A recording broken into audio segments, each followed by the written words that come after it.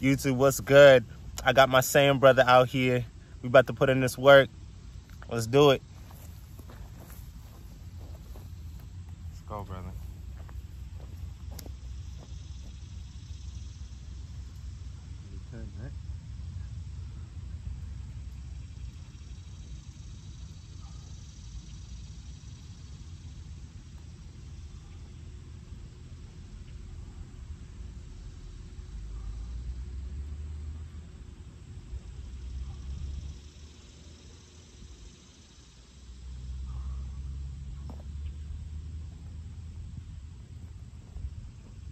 Whew.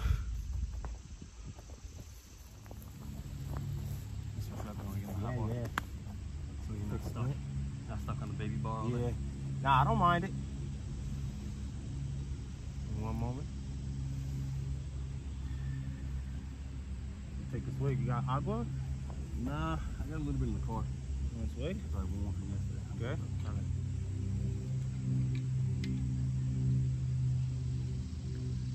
I was just so excited to come out and meet up. I forgot. You good, brother? Grab water. I was gonna text you too, like, you don't forget. And then after I pulled up, I was like, I grabbed the Pellegrino on the way out though. All right, as long as you got sun there. And I looked in the car and I was like, I did a little bit. I got this warm water from there. It's all good. The same training. Whoo, all right, so what we doing? 10 or 20? Do your 20? Nah, I'm going for 10. Let's break them up. Because as long as I'm doing them slow, it's fine. Ready?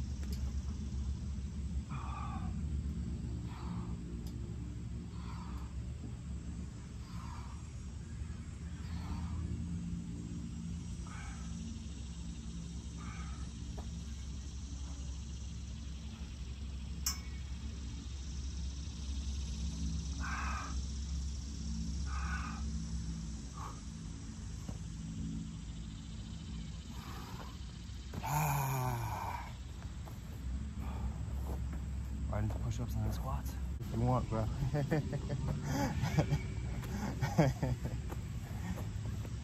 So I didn't want to, keep it personal. That's why, Because I'm still, we can still be open, but still be private at the same time, You gotta find that balance, Exactly, man. bro. But like I posted that video on my Instagram about my son. And that was a very sensitive thing for you Big to post. time. I loved it. Hell yeah, a lot of people But you're getting more confident with knowing what you can and what you can't. Yeah. But at the same time, what we were talking about yesterday, brother. Yeah, man.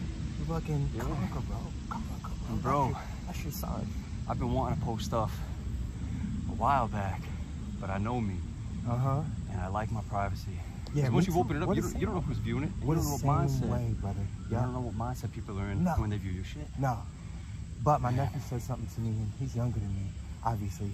And he told me this, and it was interesting hearing from the younger generation. He goes, who cares? Yeah.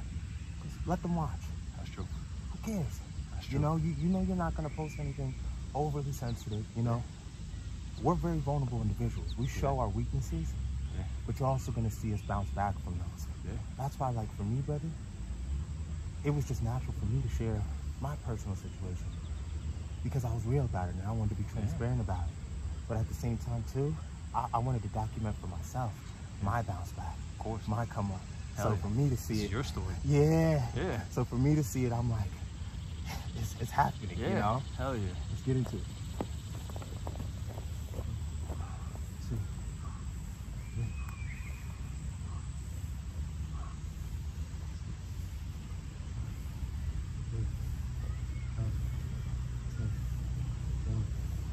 Two, three, 4, 5, 6, 7, 8, 9, 10. One more. 1, 2, 3, 4, 5, 6, 7, 8, 9, 10. Woo. That feels good.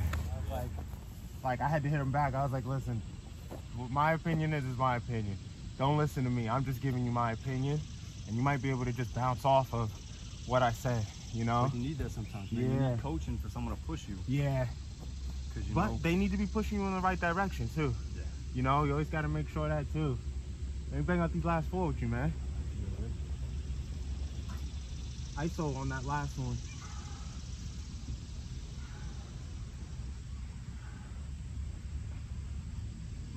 Hold it. Good job. Come down slowly. Good job, B. Good job, bro. Good job. Yeah, you come down slowly. I'm just getting quick. Okay. All right. E, can you describe that one more time, brother? So basically, this is basically almost like a one-arm pull-up, correct? Explain. It's more like a close grip, as if you were doing kind of like cable pulls, seated cable pulls. And it gives you the opportunity to go deeper in the pull-up. Keep the elbow closer to your body. Targets a little bit more your lat. At least that's the way I feel it.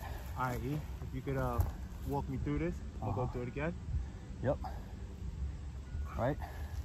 So you see pulley getting more deeper, and emphasis on the contraction of the lat there. We'll keep going. Do 5 each side. I like to be consistent. Keep the palm, the hand that's closest to the head, like I'm answering a phone with the pull-up bar, and then switch sides and do the other side. There you go. Nice. Woo. There you go.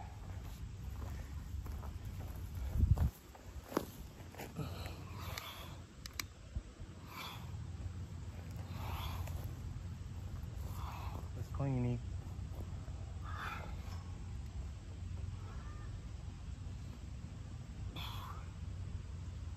Good work.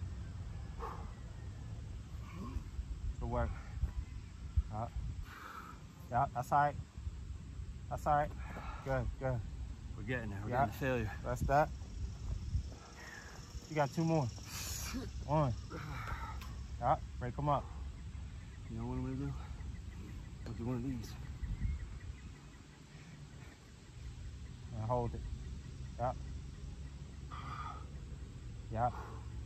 The isometric hold, and then coming down slow. It's exhausting. You feel the muscle though, building. Yeah. Thank you, E. To me, that'll wipe you out. Doing those isometric holds. Yep. E, I was saying I made a little clip. You can share your Instagram if you want, brother. Yeah, absolutely. You can follow me at Johnny Shade. It's not fitness based. I haven't really posted too much of my art in a while, but if you want to check that out. It's Johnny_Shade on Instagram. Hit me up. Maybe I'll be doing more fitness here with Paulie. More Spartan training. That's what that is. More Spartan training, baby. Cool. Thank you, brother. Absolutely. That's clean. Anything else that's beneficial for the body, anything else that feels good, it becomes a vice. It does. And then we lose control of ourselves and we become controlled by it. Yeah. And you don't realize it. You start doing things and you start like keeping it a part of your routine. Yeah. So you're like, oh, let me do this normal thing, but let me burn first. Of course, right? Of course. So when you give that up, you feel like you're lacking a part of normalcy because you've done it for such a long time. Yeah. But there are certain aspects of weed that I feel are beneficial. But you don't realize the benefits when you're doing it habitually. Now it just becomes like an everyday regular thing to feel normal, right? Yeah. Give that up for a little bit. Over time, when you feel ready, introduce it back into your life. But not like how you were doing before. It's not an everyday thing. That's true. It might not be a 5 times a week or 4 times a week thing. You might just burn on a Saturday because you know what? Maybe you want to meditate. Yeah. Anytime I ever felt the real benefits of burning, I'm not good when I burn. I'm super introverted. Yeah. So I can't burn and You'll hang out make you more socially, introverted. right? Yeah. Yeah. Like when I hang out with friends a few years back and we would get together, drink and smoke, they would rip 2 or 3 J's. Yeah. Right? And I would take like 2 puffs and just be quiet. So yeah. I knew for me, socially, that wasn't my thing. No, same thing with me, brother. But if I was going to enhance my yoga, I burn one. Yeah. And it lets me go deep inside myself. Yeah. That's when I feel the benefit of it. And that might be something that when you want to bring it back into your life, bring it in that aspect. Yeah. Bring it something that supplements your life. Not just something that... And that is a way of balance in life to look at it. But with me, you got to know yourself too. You know, it's kind of like, if you know that when you drink to get drunk. Yeah. You know that you can't probably, you know, you might have to stay away from it, you know? Limits. Whereas like with me, like I know that if I start to burn again, I'm gonna want to smoke. And and I'm gonna, because the feeling of being high, your body loves it. music, food, all of these things are enhanced when you're high.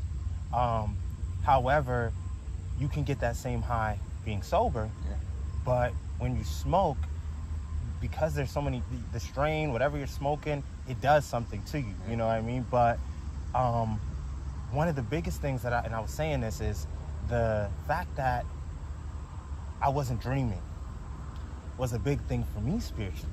So like, I question that, you know. You start like dreaming again since you stopped drinking? Oh my goodness, yeah. And then you know, there's studies, smoking weed blocks your pineal gland. So switch, brother. You know what else? So you won't dream, brother. So it's like, for me, I'm like, what? Like, that's when somebody used an example. Like, you ever seen like the cartoons and stuff like that, and they're asleep and then their astral body leaves them? They were saying like, that's basically what happens to us when we go to sleep. Our astral body, which we were talking about yesterday about spirituality, when you go to sleep, that thing leaves. But when you're high, I think it's dormant. I don't think it moves at all, because you substituted that dream state while you were up. Because you're not deep enough into that sleep, dude. You're sleeping and it feels good. It feels like a good sleep, but there's a neuroscientist I've listened to a few of his podcasts. His name is Matthew Walker. He's a neuroscientist that specifies in sleep studies. And he says that when people smoke and drink alcohol to go to bed or prior to bed, you're not sleeping, you're sedated.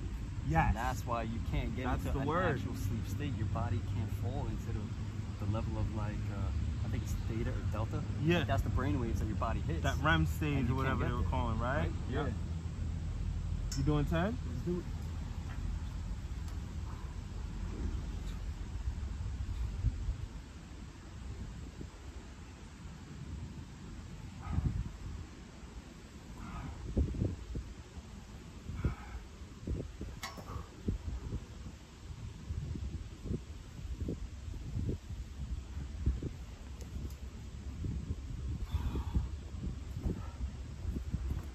This is gonna be a 30 squats, then get to kettlebell. All right, I was gonna squat with a kettlebell. Let's do it. We'll try. Show me how to do it. So you could do like your basic squat, but this is a goblet squat. Call it a goblet because it's like you're holding the kettlebell like you're gonna drink from a goblet. However you feel more comfortable. Handle up, handle down.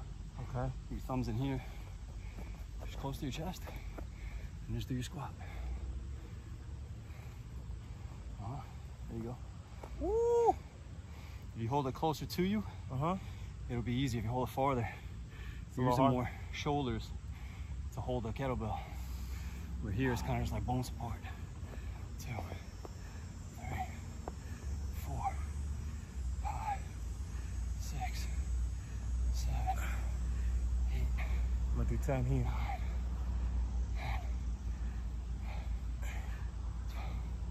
13.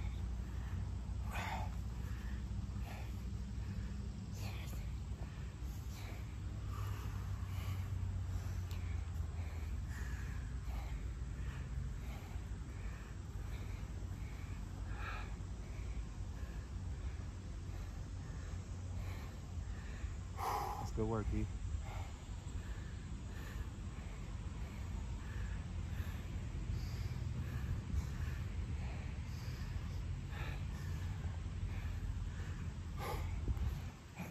Is that a 30 clip? Yeah. It's my 30.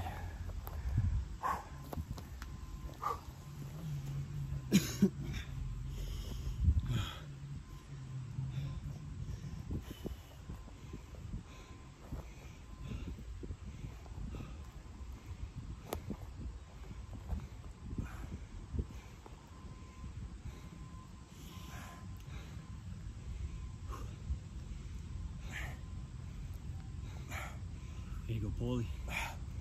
Nice, brother. Break those up, brother. Hell yeah. Those ain't easy. Hell no. Woo! Squats are probably the hardest exercise. Woo! Just all around. Those ain't easy, baby. Yo, really? It's also one of the most beneficial exercises, bro. Oh, yeah. So when you're squatting, you're hitting your core, your back, and your shoulders. Ah. Yeah, those Especially ain't easy. If you're doing barbell squats, you know what I mean? And the weight is actually up here. You need to stabilize that bar with upper body strength. Yeah. You know, you're not getting the contraction and repetitions. But now I noticed Will and I were talking about it at work, and he said, he's like, yo, bro, he's like, every time I go to the gym, the ladies is doing all the squats. Yeah. They're doing all the leg exercises. And I was like, you know, it's probably more natural for them big time to gravitate towards legs, whereas us as men, we gravitate towards arms more. Yep. But, you know, for us, we have to be more balanced, period. You know, we can't forget about our legs, which is why I think calisthenics and these body weight exercises, I've said it, like, I mean, and you know what, I started doing push-ups last year, and look at, we're 8 months in, you and Shawnee at work have seen that I've been nothing but consistent. Then you and Sean jumped on maybe about 3-4 months ago now. It's been about 3-4 months. It's funny, man, because that time has been flying by. Bro, it I don't even feel like zooms once you know that you have a base foundation and a focus of something that it makes you want to conquer more. Yeah. So like I said, iron sharpens iron. Just to see you and John already, like, that energy's not stopping. That's why I said as soon as you guys started doing push-ups, because that's how I started, doing 100 push-ups a day, remember? Hell yeah. I knew as soon as you and Sean started, I was like, you guys don't know it, but you kind of subconsciously know it. Your body's not going to want to stop because your flesh is like, we've been waiting for this. Like, we have to keep going. That's how I know you and Sean aren't going to stop. And that made me feel good because it's like, oh, they're not going to stop? Oh, I can't stop now. I got to keep going. So it's just the inner warrior in us, the inner, you know what I mean? You know what it is, too, man? I'm not that old. Hell no, brother.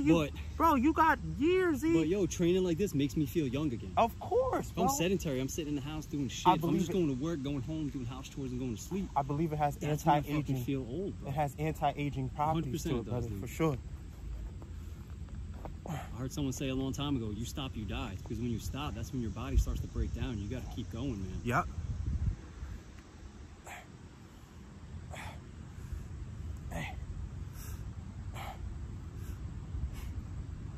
It's no joke on that.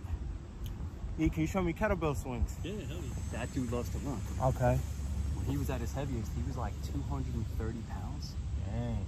And he ran 5 miles a day, every day, for I don't know how many weeks. And he ended up dropping back down to $180. Wow. That's a lot of weight, man. That's about 50 pounds worth of weight for a little guy. Absolutely. But still, even with all that running, his focus was on running. He had the ability to do it. He didn't really struggle running. He's a good runner. But he still is built to lift. Jack shoulders, the traps, the pecs, the quads, the glutes. That dude warms up with 225. Yeah. I can't even max 225. That's just I'm not that heavy, but the fact that I'm building muscle definition from doing calisthenics, I'm okay with that. If I put on a little weight, bro, I've been between 130, 145, basically most of my adult life. Me too. And look, if I'm 130 with muscle, I'm okay with that. You know what I mean? I can move. Do I want to pick up some more mass? Yeah. Of course. But I got to work on it. You know what I mean? Mass is beneficial. Mass has its place. Yeah. Right? But my uncle put this in perspective for me for a long time ago. Last time I actually tried to bulk, and I was struggling eating, just like being sluggish and feeling like crap trying to get in my calories. He was like, why are you doing that? And I told him I want to be stronger. Yeah. He said, you don't have to be bigger to be stronger. That's a misconception. If you're 135 pounds, for example, but you can squat 185 pounds. Yeah. Is that better than you being 10 pounds heavier? Yeah. Still squatting the same amount of weight? Yeah. You know? If you want to get stronger, just train to get strong. Yeah. Get strong. Yeah. Secondary effect is maybe you put on a little mass. Yeah. But mass is beneficial. Mass has its weight. Mass has its benefits. I find that mass comes in most beneficial when you're fighting, bro. Yeah. It's almost like race cars. That's true. You can have one car that's a 4-cylinder turbo that puts out a lot of horsepower. Yeah. And you can have something else that's like a V8 with a 5.6 liter engine. Yeah. There's really no replacement for displacement. That bigger engine is always going to have more brute power. Yeah. When you put on more mass, if you're going to fight, grapple, weight, or wrestle, you know, having that mass, totally it's your tank. It's your tank.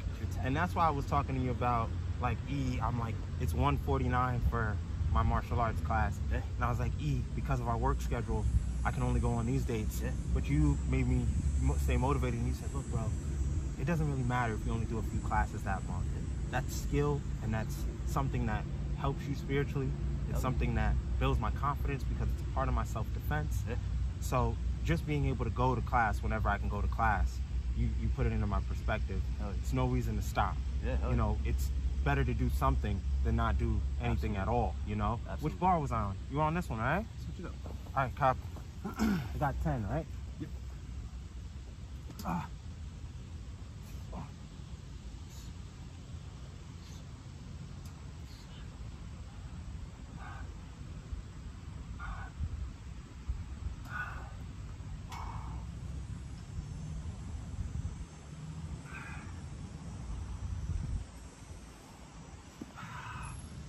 There you go. See, from that rest, Struggle hitting my failure. you already did more than you thought you were gonna.